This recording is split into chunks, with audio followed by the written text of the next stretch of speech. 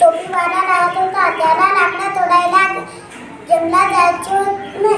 एक टोपीवाला राहत होता. त्याला टोप्या विकायला जंगलात जायचे होते. ते टोपी विकायला जंगलात गेला.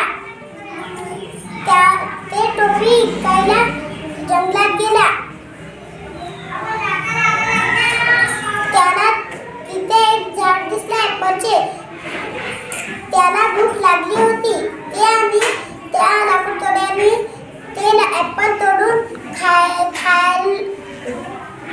टोपलीत घेतले. त्याला भूक लागली होती. त्याने खाल्ले, झोपून गेला. त्या झाडावर माकडं होते.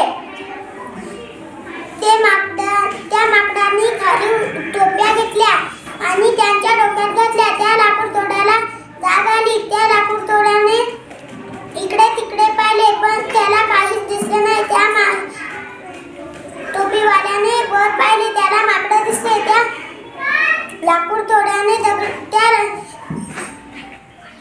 त्या टोपीवाल्याने दगड हाणले. त्या माकडाने त्याला ॲपल फेकून आणले. त्या टोपीवाल्याने त्याची टोपी खाली टाकली. त्या माकडांनीही त्यांच्या टोप्या खाली टाकल्या.